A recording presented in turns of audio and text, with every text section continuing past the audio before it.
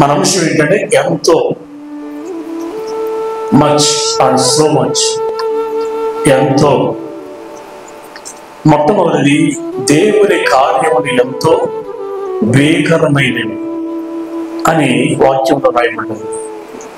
కీర్తన గ్రంథము 66వ కీర్తన 3వ చరణం 66:3. ఎలాగో దేవునికి స్తోత్రము చెల్లించుడి, నీ కార్యములు ఎంతో భీకరమైనవి. హల్లెలూయా.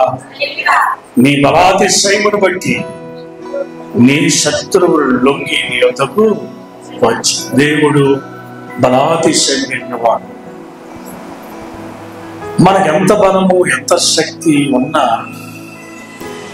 ప్రజలు భయపడతారు కానీ మన దగ్గరకు రాదు. కానీ దేవుడు తన బలాతిశయాన్ని బట్టి ప్రజలను లొంగ తీసుకొని తన దగ్గరకైనా రాబట్టుకుంటాడు. దేవునికి మనకున్నటువంటి తేడా, ఆయన మన దగ్గరికి వచ్చి తన బలాన్ని చూపిస్తున్నాడు.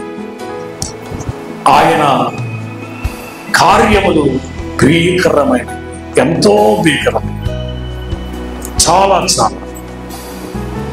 దేవుని కార్యములు ఎంతో భీకరమైన. హల్లెలూయా. ఇవి శత్రువుల జీవితాల్లో చేసే కార్యాలు. దేవుడు తను ప్రేమించే వారి జీవితంలో భీకరమైన లేక భయంకరమైన కార్యాలు చేయడు. అలా చేస్తే మనం బెదిరి అదిరి పారిపోతాం. తన శూరత్వాన్ని, తన బలాతిశయాన్ని శత్రువులకు చూపించి దేవుడు శత్రువులను దొంగ వేసుకుని తన దగ్గరకు రప్పించుకుంటాడు.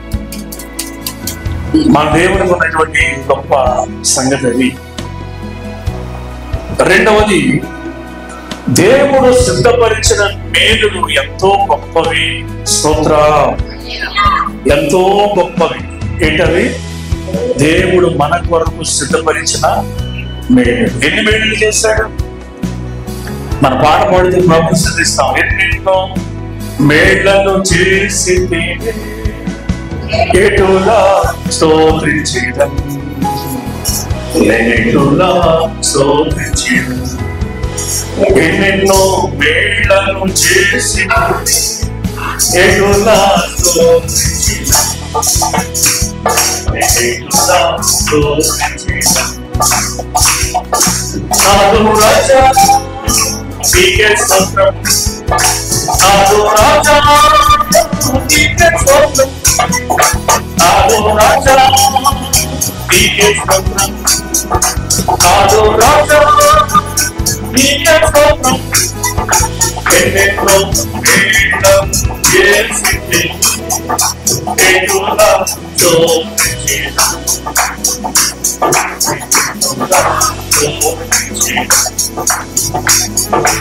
ఎన్నెన్నో మేళ్లను చేసి ఎటులా స్తోత్రించేదం.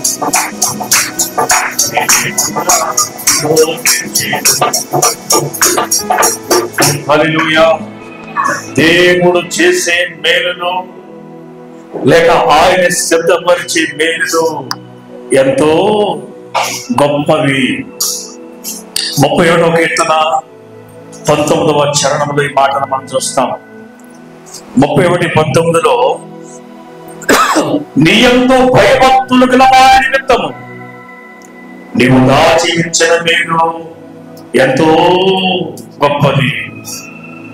నరుని ఎదుట నిన్ను ఆశ్రయించే వారి నిమిత్తము నీవు సిద్ధపరిచిన మేలు ఎంతో గొప్పది. ఎంత గొప్పది, ఎంతో గొప్పది. ఎంతో దేవుడు లోకమును ఎంతో ప్రేమించెను. God loves the world so much. ఎంత ప్రేమించాడంటే తన ఏకైక కుమారుని మన కొరకు ఇచ్చినంతగా. He gave his begotten or only son for us. మన కొరకు తన కుమారుని ఇచ్చినంతగా. మరి మనం అంటాం, నేను దేవుని తప్ప ఎవరిని ప్రేమించనండి, నేను దేవుని ఎంతో ప్రేమిస్తున్నాను అంటాం. మరి నువ్వెంతో ప్రేమిస్తే దేవుడు తన కుమారుడు ఇచ్చినట్లుగా నీవు ఇవ్వగలవా? నువ్వు ప్రేమించే వాటిని దేవునికి ఇవ్వగలవా? నీ కుమారుడు కానీ, నీ కుమార్తెలు కానీ, నీ ఆస్తిని కానీ, ధనాన్ని కానీ, డబ్బుని కానీ దేవునికి ఇవ్వగలవు? ఇవ్వలేదు. ఎందుకంటే దేవుని కంటే వాటి కంటే నీకు ప్రేమ. అలా చేసింది బైబిల్లో అబ్రహాం చేశాడు. అబ్రహమా, నీకు ఒకగానే కుమారుడు ఇస్సాకును తీసుకుని నాకు బలిగా ఇమ్మన్నప్పుడు దేవుడు అబ్రహాము కాదని లేదు, నో చెప్పలేదు. Yes lord, I will do. నువ్వు చెప్పినట్టు నేను చేస్తాను. తన కొడుకుని ఇవ్వడానికి వెనకాడు కారణం ఏంటిస్తాను. Abraham loves God so much, and also God loves him. Abraham దేవుని ఎంతో ప్రేమించాడు, దేవుడు కూడా అబ్రహాము ప్రేమించాడు. సోదరుడా, నువ్వు దేవుని ప్రేమిస్తున్నావా? లేక నీ కుటుంబాన్ని, లేక నీ స్వయమును, నీ స్వార్థాన్ని ప్రేమించి నీవు నీ కొరకు బ్రతుకుతున్నావు? నువ్వెవరికి బ్రతుకుతున్నావు సోదరి? నువ్వెవరిని ప్రేమిస్తున్నావు? నువ్వు నిజముగా దేవుని ప్రేమిస్తే దేవుని కార్యాల పట్ల ఆసక్తిని కలిగి ఉంటావు. దేవుని కార్యాలు నీకు లెక్క, దేవుని సన్నిధి నీకు తోడపాయం. అప్పుడు పెడితే అడగడం లేదు, టైంకి పెడదాం. దేవుని ప్రేమించాం. స్వార్థం. దేవుణ్ణి ప్రేమించే వాళ్ళు సర్వస్వాన్ని దేవుని కొరకై తారపోస్తారు. దేవుని స్తోత్రం చేయండి. నీవైతే అననీయ సత్యర అంటే ఏం చేశాడు? దాచుకుని తత్వం, స్వార్థం. గత వారం ఈ విషయాన్ని మీకు చెప్పాను. దేవుడు మనల్ని ప్రేమిస్తున్నాడు కనుక మన జీవితంలో ఆయన సిద్ధపరిచిన మేలులు ఎంతో గొప్పవి. మూడవది, దేవుని వాక్యములు జెహోవాకు ఎంతో మధురములు. జెహోవా అంటే ఏంటి తెలుసా? నాలుక. కూర చప్పగా ఉందో ఉప్పగా ఉందో తెలియాలంటే ఏం చేస్తారు? ఆడవాళ్ళు ఏం చేస్తారు? కూర తయారు చేసినప్పుడే ఉప్పు వేసినప్పుడే ఉప్పుగా ఉందో చప్పకుందని ఎక్కడో ఇక్కడ వేసినా టేస్ట్ చేస్తారు. ఇప్పుడు చేయకండి, ఇప్పుడుకంతా మీ నోట్లోకి వెళ్తుంది. తెలుసుకో ఎందుకు? జెహోవా ఇది. మనం అన్ని రుచి చూస్తాం, కానీ దేవుని వాక్యాన్ని రుచి చూడం. ఆదివారం వస్తున్న అంత అర్థమైపోయినట్లుగా అలాగే ఆలకిస్తాం. ఏమి అర్థం కాదు, ఏమి రాదు మనకి.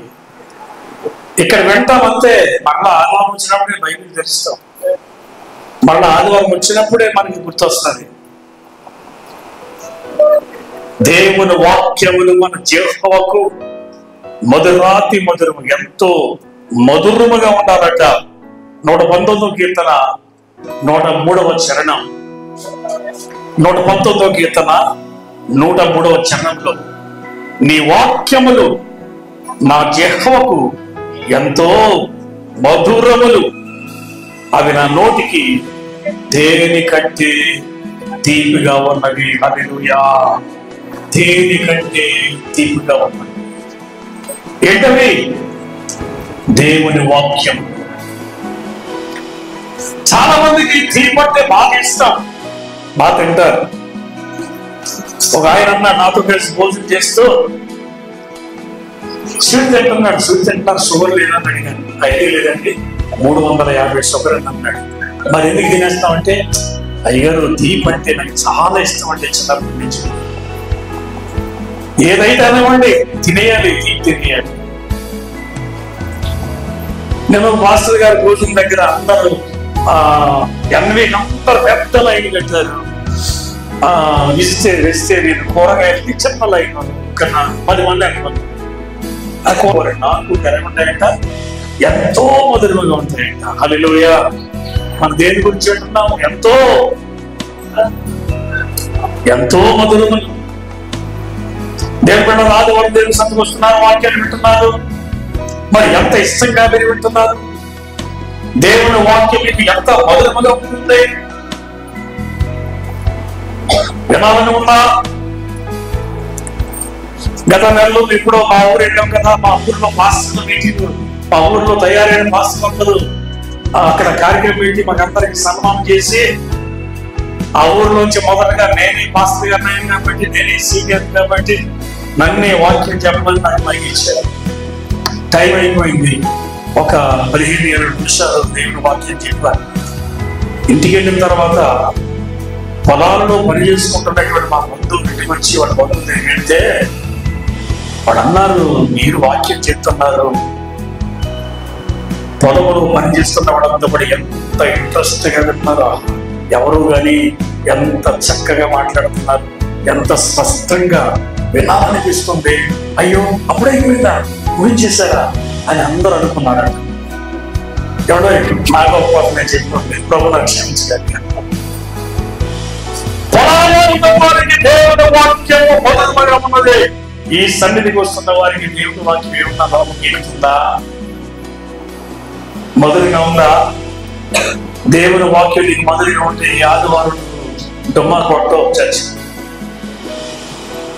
తలనొప్పి వస్తున్నాను, బుర్రపాలు వస్తున్నాను, మోకాళ్ళ నొప్పులను ముందు పోటాను, గ్యాస్ట్రిక్ లేస్తున్నాను, వంకలు పెట్టి నువ్వు ఇంట్లో పడుకుని ఉండవు. దూరమైన, బాధమైన, కష్టమైన, లేట్ అయినా దేవుని సన్నిధికి వెళ్ళాలి, దేవుని వాక్యాన్ని వినాలి. ఎందుకంటే వాక్యం మన జీవహక్కు, ఎంతో మధురం అని పరుగుపడిన ఆయన సన్నిధికి వస్తాం. దేవుని స్తోత్రాలు చెప్పండి. 4వది, దేవుని ధర్మశాస్త్రమును ప్రేమించే వారికి ఎంతో నెమ్మది. దేని ప్రేమించే వారికి? దేవుని ధర్మశాస్త్రం. ధర్మశాస్త్రం అంటే ఏంటి? వాక్యము, బైబిల్. ఒక అమ్మ అన్నది, అయ్యారండి రాత్రులు పేడకలు వచ్చేస్తున్నాయి, దయ్యాలు వచ్చేస్తున్నాయి, ఏంటో భయం తెలియట్లేదు, భయం వేసేస్తుంది పడుకోవాలంటే. మరి ఏం చేస్తున్నావమ్మా? వాక్యం చదువుకున్నావా? వాక్యం చదువుకోలేదు కానీ బైబిల్ తలకింద పెట్టి పడుకున్నాను. బైబిల్ తలకింద పెట్టుకున్న పేడకలు వస్తున్నాయండి. నా చిన్నప్పుడు ఆయన 10 మంది పాస్టర్లు దెయ్యం కోసం రాదు, రే మీరు ప్రార్థన చేస్తున్నారా, నా బుర్ర మీద బైబిల్ పెట్టి, నేను బైబిల్ మీద ఉన్నాను. దెయ్యం ఎక్కడుందంట? దెయ్యం ఈ బుర్ర మీద బైబిల్ పెడితే ఈ బైబిల్ మీద నిలబడ్డదంట దెయ్యం. నువ్వు బైబిల్ తలకింద పెట్టుకుంటే దెయ్యాలు రావాలి లేదు, నీ కాళ్ళు పట్టి కిందకి బరబరాన్ని వినిపించేస్తాయి. వాక్యము తల కింద కాదు, ఇక్కడ ఉండాలి. ఎక్కడుండాలి? వాక్యాన్ని ప్రేమించాలి, ధర్మశాస్త్రాన్ని ప్రేమించాలి. లేఖనం చూడండి, 119 కీర్తన 165 చరణంలో ఇలా వ్రాయబడాలి. 119, 165లో నీ ధర్మశాస్త్రమును ప్రేమించు వారికి ఎంతో నెమ్మది కలదు, వారు తూలి తొట్టిల్లుటకు కారణమేమీ లేదు. అసలు దేవుని ధర్మశాస్త్రాన్ని, దేవుని వాక్యాన్ని ప్రేమించేవారు తూలిపోవడానికి, తొట్టిల్లడానికి అవకాశమే లేదు. వారు పాపంలో పడటానికి అవకాశం లేదు, దుర్నీతిలో పడటానికి అవకాశం లేదు. ఎందుకంటే వారు దేవుని ధర్మశాస్త్రమును ప్రేమిస్తున్నారు, దేవుని వాక్యమును ప్రేమిస్తున్నారు. నీ ధర్మశాస్త్రమును ప్రేమించే వారికి ఎంతో నెమ్మది. సోదరా సోదరి, నీట్లో నెమ్మది ఉందా? నీట్లో శాంతి ఉందా? సమాధానం పొందగలుగుతున్నావు నీవు? ఎందుకు శాంతిని కోల్పోయావు? ఎందుకు నెమ్మది లేదు? నీతో ఎందుకు అశాంతి? కారణం ఏంటో చెప్పనా? దేవుని ధర్మశాస్త్రాన్ని నీవు ప్రేమించడమే. ప్రేమించడం అంటే దాన్ని ధ్యానించడము, ధర్మశాస్త్రంలో వాయుబడి దాన్ని జాగ్రత్తగా వినడం, వీరిని వాడే ప్రకారంగా నీవు నడవటం, జీవించటం.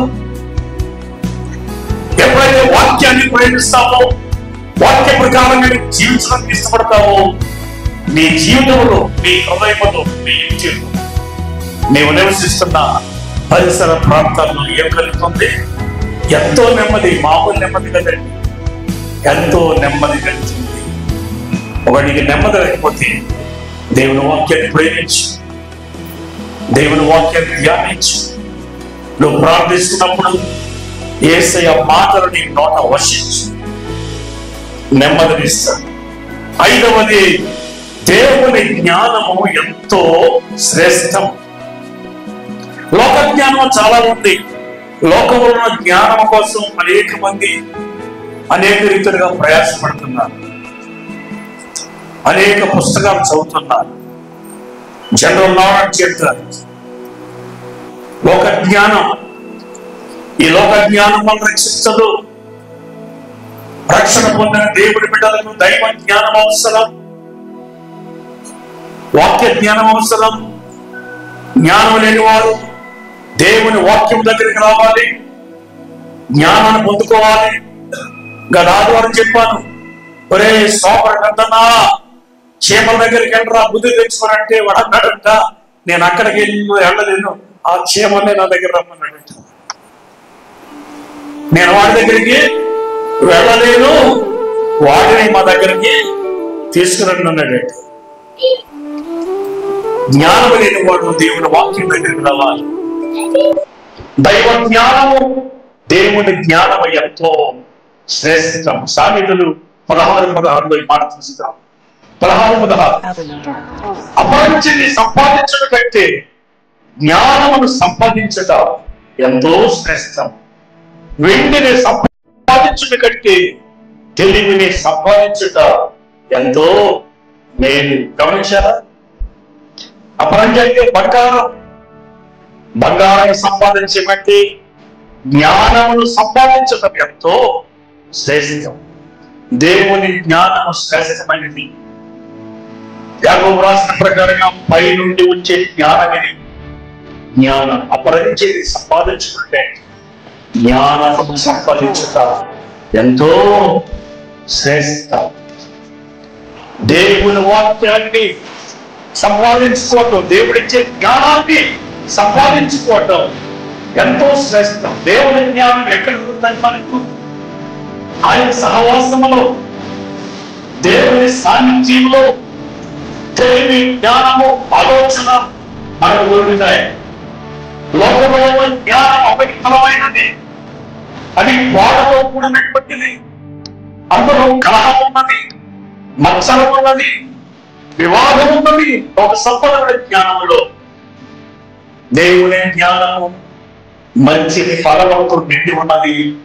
అది ఎంతో శ్రేష్టం. హల్లెలూయా. ఆరోది దేవుని ఎంతో విశ్వాసం ఉంచేవారు ఎంతో శ్రేష్ఠులు. ఎవరైనా విశ్వాసం ఉంచేవారు? దేవుని యొక్క బంగారు లోకమునందు దేవుని ఎంతో నమ్మకం ఉంచేవారు ఎంతో విశ్వాసం ఉంచేవారు. లోకాసు 12:24 కాపుల సంగతి విచారించి చూడండి. అవితము కోయము, వాటికి గరిసలేదు, కొట్టులేదు. ఆయన దేవుడు వాటిని పోషించుతున్నాడు. మీరు పక్షుల కంటే ఎంతో శ్రేష్ఠుడు, ఎంతో శ్రేష్ఠుడు. యేసునందు విశ్వాసం ఉంచేవారు ఎంతో శ్రేష్ఠుడు. హల్లెలూయా. పక్షులను పోషించిన ఆ దేవుడు మనుషులను పోషించడం మరచిపోవునా?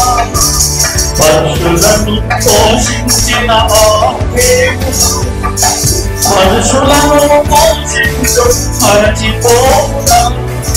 సృష్టిలో మనిషి జన్మ శ్రేష్టము కాదు, సృష్టిలో మనిషి జన్మ శ్రేష్టము కాదు.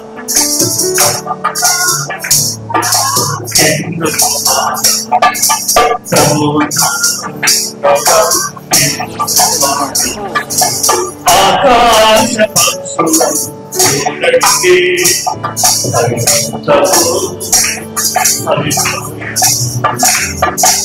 ఆకాశ పక్షులను చూడండి,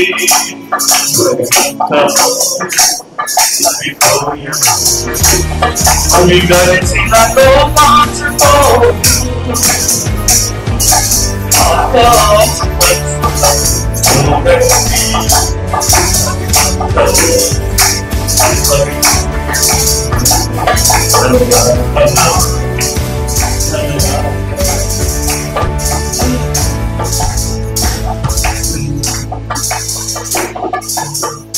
హల్లెలూయా. గమనించారా? దేవుని కార్యములు ఎంత శ్రేష్టమైనవో, ఎంత గొప్పవో మనం ఇక్కడ గమనిస్తున్నాం. ఆయన మనకిచ్చే జ్ఞానము చాలా చాలా శ్రేష్టమైనది. అంతేకాదు, దేవుని విశ్వాసం ఉంచేవారు ఎంతో శ్రేష్ఠులు. వారు పక్షుల కంటే శ్రేష్ఠులు.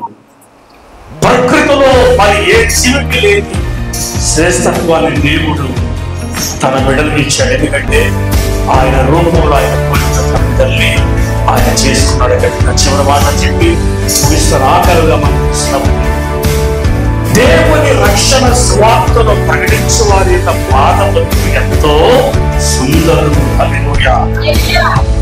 ఏ పాదాలు?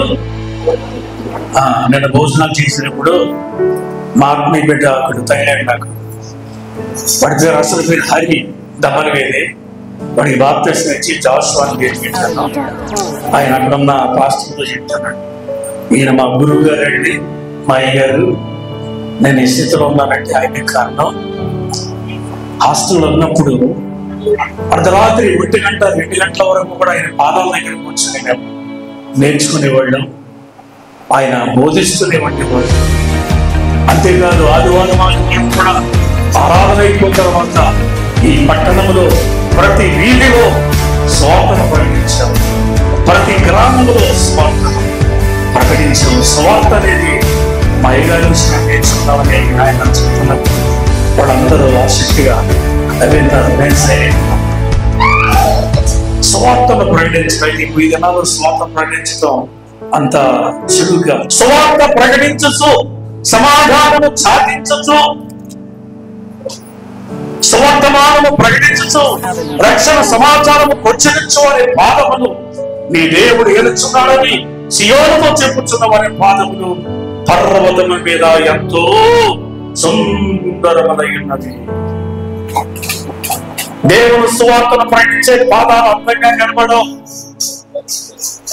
రాళ్ళ రోడ్లు వెళ్ళిపోతాయి, పగిలిపోవచ్చు, చిక్కిపోవచ్చు, అందహీనంగా ఉండవచ్చు. కానీ సువార్తను ప్రకటించే వారి పాదాలు దేవుని దృష్టిలో ఎంతో సుందరముగా కనబడతాయి. అందుచేత ప్రతి వారు కూడా సువార్తను చేపట్టి ఆయన వార్తలు చెప్పాలి. క్రీస్తు సువార్త ఎవరన్నా ఇంటికి వచ్చారా అని వెళ్ళక్కర్లేదు. మీ ఇంటికాడ ప్రభుత్వం గురించి చెప్పు. మా నాన్నగారు అదే చేసేవారు. గడవ వేసి బ్రష్ చేసి కుర్చీ మీద కూర్చొని బైబిల్ చదువుతూ ఉండేవాడు. మా అమ్మగారు పాలు అమ్ముతూ ఉండేవారు. వీధులు ఉంటాయి మాకు. పాలు కోసం చాలా మంది మా ఇంటి వస్తున్నారు. వచ్చినప్పటికీ నా దేవుని మాట చెప్తూ చిన్నప్పుడు నేను ఆ మాటలు వింటూ ఉండేవాడు. వాళ్ళు పాలు సంగతి మర్చిపోయి ఆ చెప్తున్న వాక్యాన్ని విని అక్కడే ఉండిపోయేవారు. మరి ఆశ్చర్యంగా ఉండేది. ఈ రోజు నాకు లేదు. ఎవరికో క్రీస్తుని గురించి చెప్పడం లేదు. కష్టాలు, బాధలు, సుఖాలు పంచుకోవడానికి సరిపోతుంది. సువార్తను ప్రకటించాలి. హల్లెలూయా. ఎన్ని విషయాలను ఎంతో అని మాట ఒకటి, దేవుని సిద్ధపరిచిన పేరులు ఎంతో గొప్పవి. రెండవది, దేవుని వాక్యములు జీవం ఎంతో మధురమైనవి.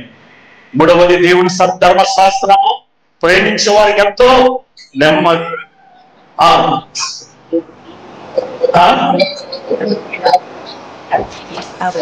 ఏంటంటే మూడవది, దేవుని వాక్యం జీవం ఎంతో మధుర. నాలుగవది, దేవుని ధర్మశాస్త్రం ప్రేమించే వారికి ఎంతో నెమ్మది. 5, దేవుని జ్ఞానం ఎంతో శ్రేష్టం.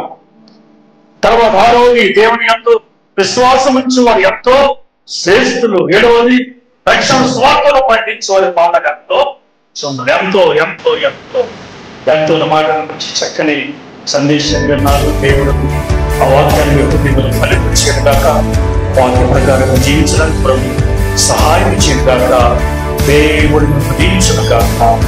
ఆమె పరమ తండ్రి మేము ఇచ్చిన సందేశం కొరకు స్తోత్రం.